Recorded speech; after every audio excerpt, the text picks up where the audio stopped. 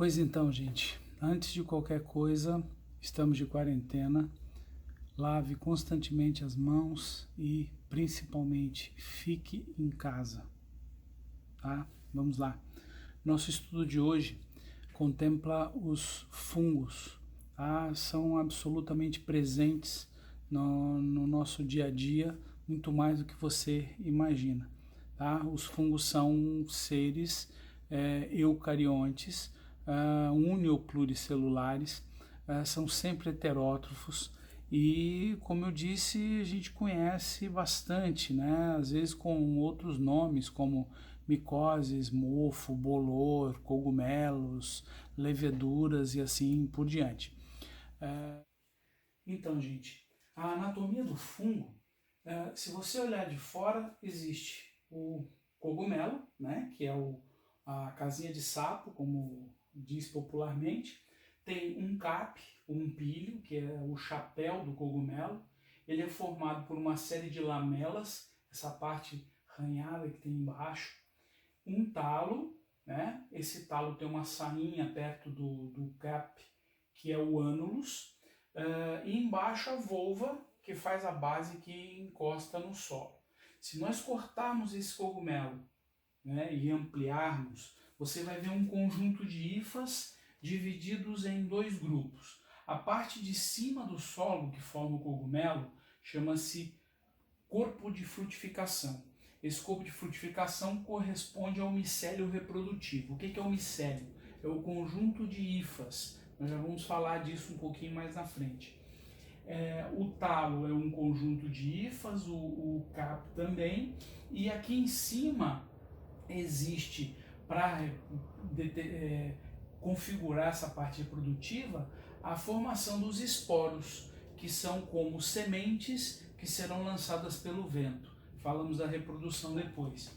Essas hifas encostam no solo e se enraizam, espalhando e fazendo esse cogumelo ser espalhado por diversas áreas. Então eles vão crescendo, o corpo de frutificação vai brotando, espalhando os esporos, e o micélio vegetativo, que é o que está debaixo da terra, vai se abrindo cada vez mais, fazendo, por exemplo, com que os cogumelos sejam indivíduos extremamente grandes. Por exemplo, é considerado o maior ser vivo que existe no planeta. É um cogumelo que cobre uma área de mais ou menos 400 campos de futebol. E tudo isso juntando, né, o micélio vegetativo com o micélio reprodutivo. O cogumelozinho que a gente está acostumado a ver lá na bandeja do supermercado é só o corpo de frutificação, que tem o talo com as hifas, o chapéu com o conjunto de hifas, com os formadores de esporos, que vão produzir esses esporos para que sejam liberados. Para baixo da terra, o micélio vegetativo com as hifas que vão espalhando de forma com propagação vegetativa os cogumelos, os corpos de frutificação, aumentando a reprodução desses indivíduos. As hifas são sequências de células, formam expansões que podem ser de dois tipos. Essa de cima, que você consegue ver a separação de uma célula para outra, é a parte, são as hifas septadas, tá? Embaixo são células também, várias células, mas você não vê a separação entre elas. Então são chamadas de asseptadas ou cenocíticas.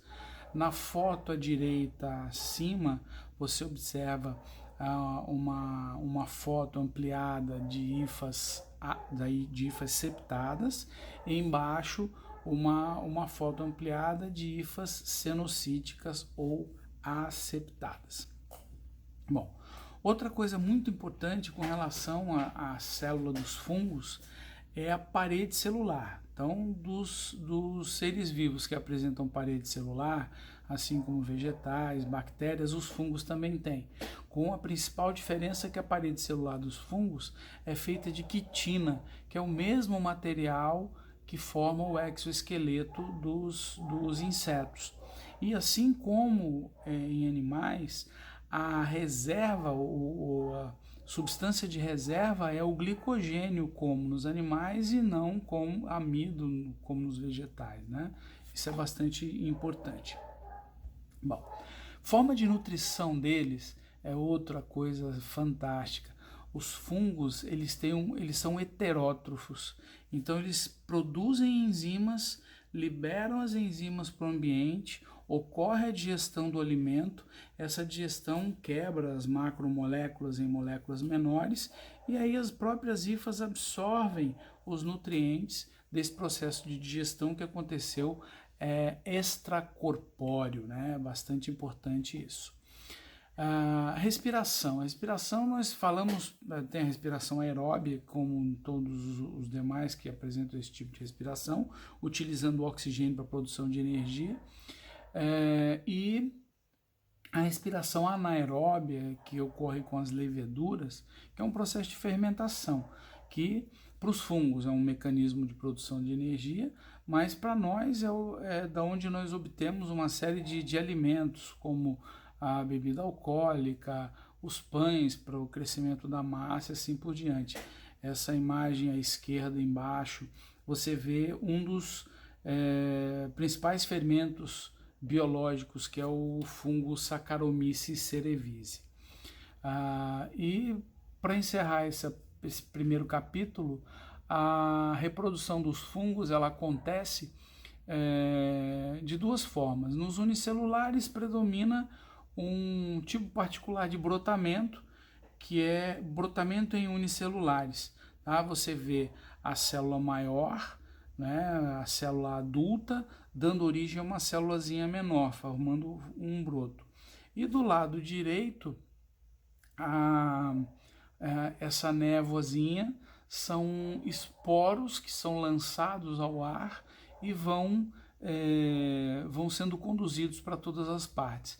Na foto menor em cima, uma ampliação desses esporos que são microscópicos e por isso muito pequenos, muito leves e são levados pelo ar. Até o próximo capítulo.